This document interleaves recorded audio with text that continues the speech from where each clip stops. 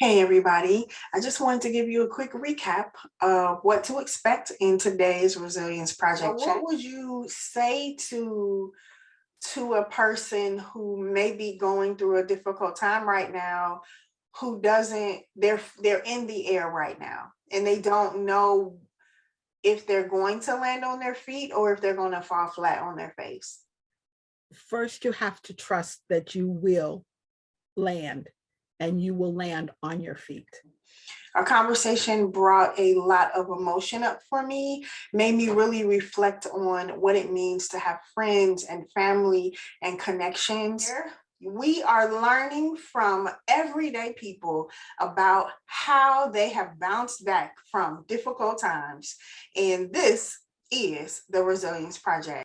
And I want to introduce you to a trailblazer.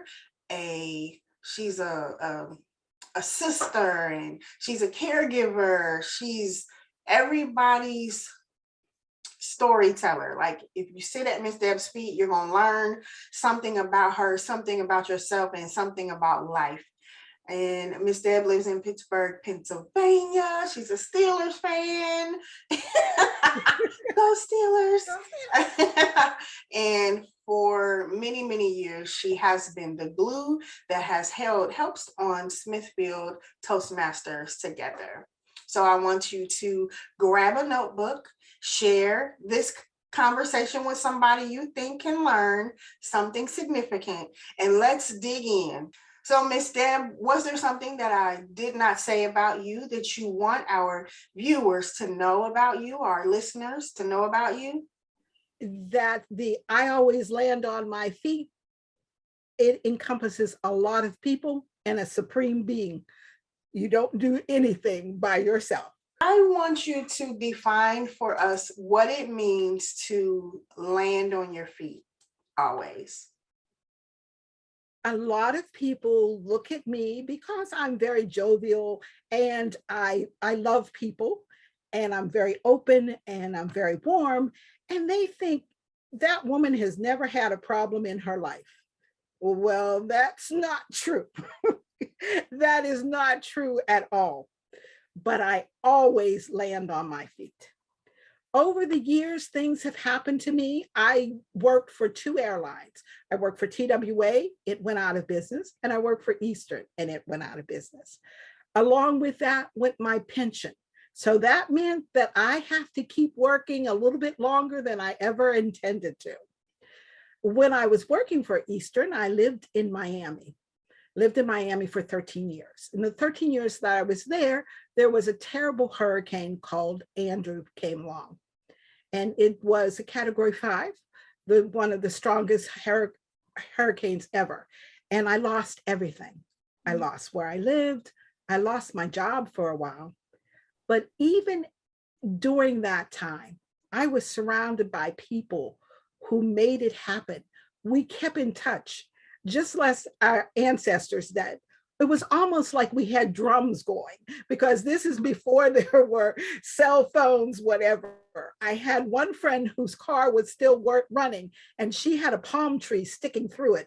And she'd come and she'd check on us and she'd make sure we were okay. She was driving on roads that she shouldn't have. And we decided one Sunday, and again, we did not have phones, we did not have cars, that we were going to walk to the church. And it was about 2.5 miles away. And this was August in Miami, so it was rather warm. And we walked to church, and there was no church, the actual building, but we held services in the fields, just like our ancestors had. We had such a feeling of, it was such a feeling of kinship, of, I don't even know if you could call it religion, but it was like, we're going to make it through this. And we did. And we rebuilt. And for a while, for about a year, I lived in a little trailer that was put there by FEMA. But we did rebuild and we did come out stronger. In the next couple of years, things were to happen that no one could have foreseen. Eastern went out of business. I didn't know whether I had a job or not, but I landed on my feet again and had a job. And then my parents got sick back here in Pittsburgh. I moved back to Pittsburgh without a job, without knowing what to do, but I had to take care of my parents. That was something on my heart that I had to do. And I moved back to Pittsburgh, and I was rewarded moving back from, and I worked in such places like at the insurance company, AT&T. Of course, I worked for the Department of Human Services of Allegheny County in Pittsburgh, PA. It wasn't where I worked, it was the people that I met when I was working. Mm. These people became a lifeline. Now, there were some very serious things that happened during that period of time. My parents got sicker. Of course, they passed on. My older sister developed dementia, and we're still caring for her. I got into bankruptcy, which is a financial burden. I wasn't because I was living such a high life. I was trying to take care of everyone. And I worked a full-time job and 3 part-time jobs. But I got myself out. I landed on my feet again. And I just want to tell people that I've spent those mornings crying in the shower so nobody else could hear me. I've spent those days where I'm looking through the couch for bus money. I've gone without, eating a couple meals because money was needed somewhere else. I've cried, I've gnashed my teeth, I've asked why. But all the time, in the back of my mind, it's like, girl, you got this. You always land on your feet. And that is what gets me through every day. That and being surrounded by good people. People come into your life for a reason, the good and the bad. You have to appreciate the people that are in your life. You have to appreciate them. They don't have to give you things. They can just be a support. If they can just say, hey, Miss Deb, you're looking good today. Even when you're feeling your worst, you have no idea. I've landed on my feet again. Somebody will tell me, you made me feel really good, or seeing you smile, sitting at your desk. Or I've had people say, I know it's okay because when I come to work, you're always sitting there. I know it's going to be a good day. I land on my feet. I land on my feet with the help of others. I don't do it by myself. And I think in this world, we've got to start thinking about others and not be so much out for myself. Yes, I wanted to go that corporate route. I had to be a director. I had to be a manager. I had to make X amount of money. Nowadays, it's like, what was all that about? what was that about? What was that about? What do you have to show? Your companies can go bankrupt. But what doesn't go bankrupt is the people that you know. They're there. You don't know when you meet someone how important or not they may be in your life, but you should treat them as they are important in your life. Everyone is there for a purpose. You will land on your feet. And when you see others land on your feet, you're so happy. Rejoice in other people's good fortune. Do not be jealous. That's a horrible thing. Rejoice in somebody's good fortune. You got a raise and that's important to you. I'm happy for you. Your child does well in school. I'm happy for you. You're healthy. I'm happy for you. Because everybody needs to land on their feet. I can't teach you how to do it. You'll just have to come to it to yourself. I hope that you don't have to go through so many trials and tribulations. This COVID thing, I've never seen anything like it in my life, but we're going to land on our feet. Yes. We're going to do it. We're going to do it. This hatefulness that's in the country, it's going to go away because there are good people There are good people out there who want to support each other, and let all this contention go away.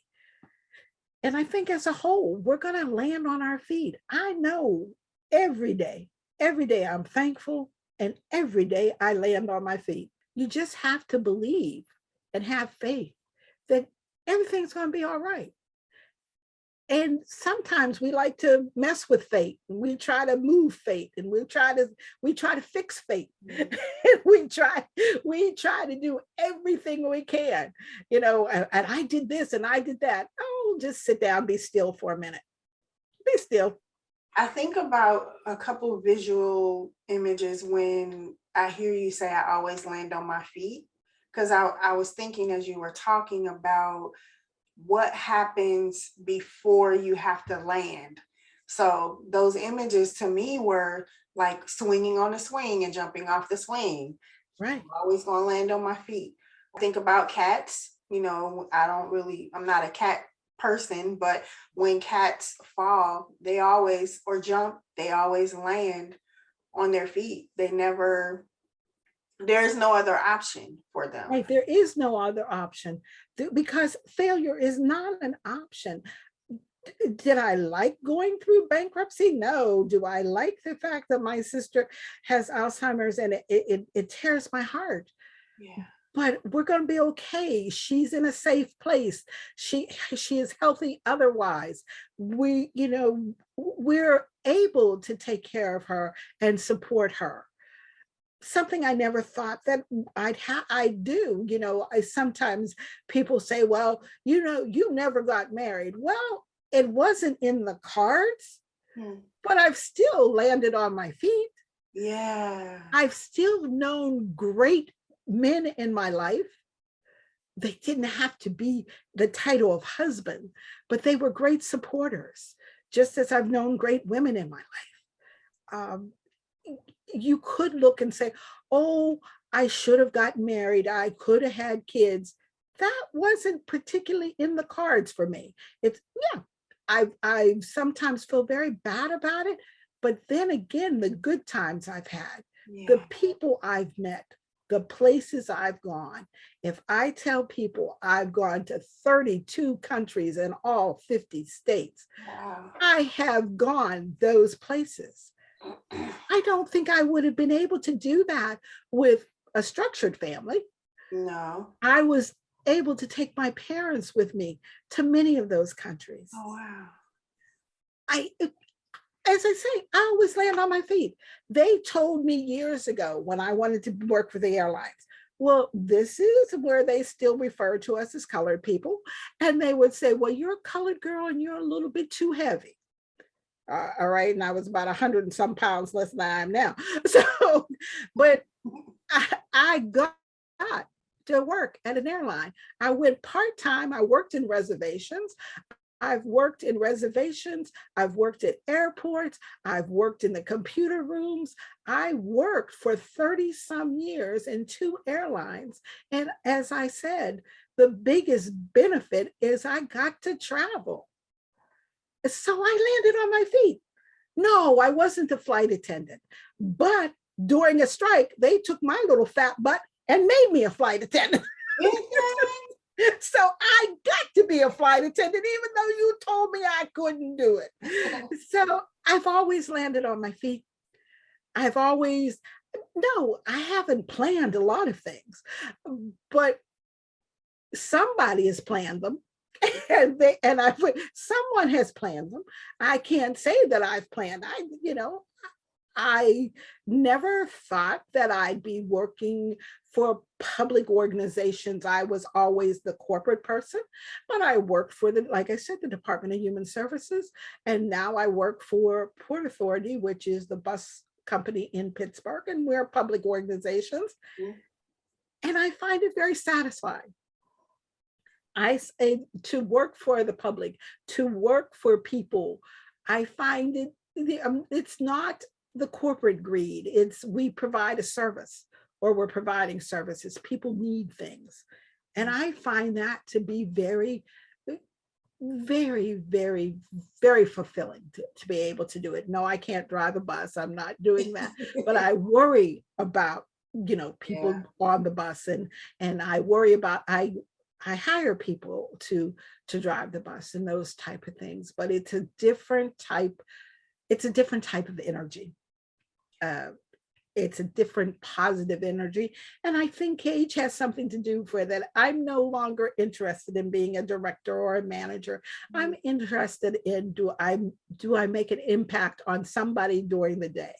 Did I do something for somebody?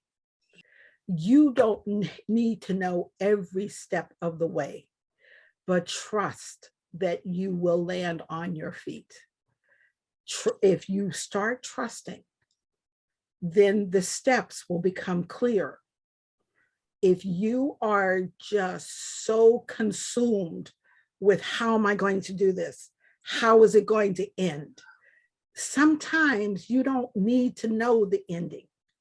Just trust, and it will happen. It may not happen the way you want it to happen. It may not happen in the time you want it to happen, but just trust. And you will be okay. You have to trust. I don't know if that was for anybody else but me. And the reason why I say that is because I recently did a personality assessment, and one of the things it says is that I don't like change and that I need to be in control of situations. And I do. I want to know where we're going, how we getting there, what time we leaving, who's going to be in the car. Like, I do want to know everything. And I'm learning how to, when I'm in the air, how to trust God that I'm going to land on my feet, even if that means that He catches me. But even on that trip, you might take a detour that you hadn't thought about. Yeah. And that could be the best sightseeing that you've ever had, or the best way of doing something you ever had. It's great to have plans. I'm all for plans, but you have to sometimes let go. Just let go. No, you can't live your life, up in the air. But what you can do is live your life so that, okay, I'm facing this. Now, I plan to do this, but you can't be so finite about it. You have to let some room, like that cat. That cat, that cat goes up like this and he comes down like that. And he does it over and over again. And you have to, when you're up there, you got to know that you're going to land. Yeah. But you don't have to know where you're landing. You just got to know that you're landing. You're going to land on your feet. I'm like, we need to carry this analogy with us that we are cats. I mean, cats have the body bone structure. Their feet have, the paws have cushioning, and we have the same kind of build with our faith.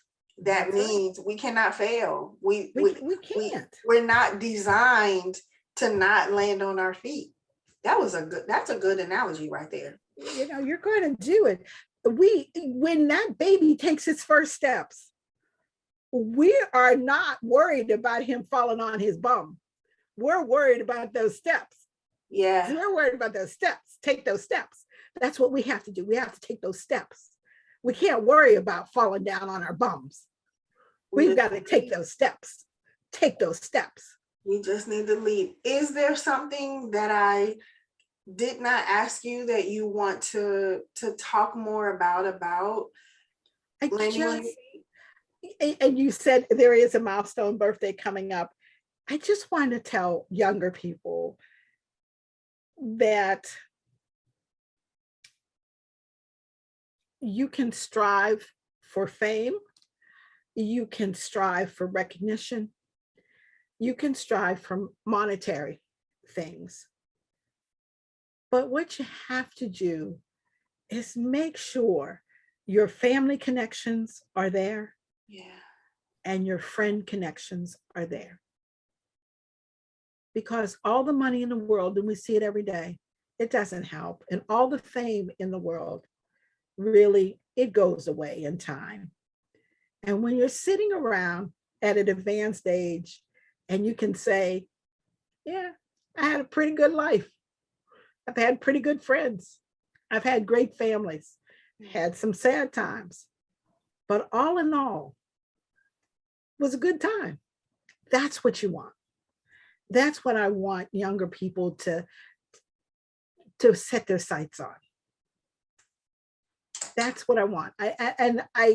You don't want to sound like somebody's grandmother, but you want to say all this goes by very quickly, very, very quickly. And it's those things, family and friendships, that stay. Absolutely. I just want to thank you. I'm feel myself getting emotional, so I need to sit in it and not gloss over it. I feel it. I appreciate you greatly. I love you with depth. Thank you for pouring into my life for as long as you have. I mean, I've worked at the county starting in 2008.